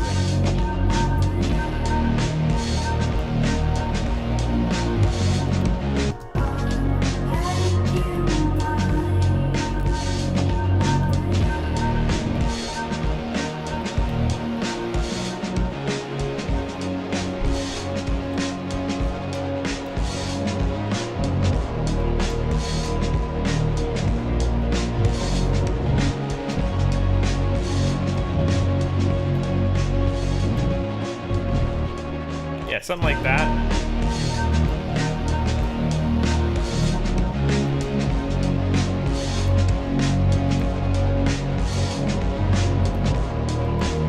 So I think we've maintained that that noise rock kind of edge, but it still has like some movement and some dynamics. It goes up and down a bit more than typical noise does. All right, so that's all I'm going to do on this one. Essedy, great track. I really love the vibes. It's super nice. Gives me Trent Reznor a lot as well. Maybe mixed with some more modern alternative anti-pop kind of stuff. Shoegaze. I don't know. Really cool vibes. I really like this track. I'm going to go ahead and save this one and send it back to you. Everybody else watching, thank you for watching this month's Fix Your Project stream. As usual, I am Julian of Julian Gray Media. If you're interested in submitting for next month, make sure to go over to patreon.com/JulianGray and submit your projects for the next month's stream. If you make a pledge over $10, you can submit and get a bunch of other awesome perks too that pertain to the channel. We are doing one of the perks tonight, which is a really cool Patreon meetup. It's for all of my students and my mentees, the students I mentor. And we're going to have a big Zoom call on Discord. And we did one of these a few weeks ago. It was a lot of fun. Lots of memes, lots of cool things, and a lot of talking about all the projects we're working on. We're making this a monthly thing. So if you want to join in on the call, any pledge at all on Patreon will get you into the call. Go over to discord.gg/JulianGray. We're doing it at 4 p.m. today, which is in exactly 2 hours. And I will see you guys there if you're a patron. If you're not, maybe tune in for the call, give it a listen, and consider making a pledge. If you enjoyed this stream, give it a like on YouTube. If you didn't, give it a dislike. Let me know why in the comment section. If you have any comments on any of these songs, make sure to leave them down there as well so that the musicians that I ruined their projects today can get some outside feedback outside of my terrible feedback. Anyway, guys, I'm Julian of Julian Gray Media. Thank you for tuning in, and I will see you in next month's Fix Your Project stream. Bye-bye.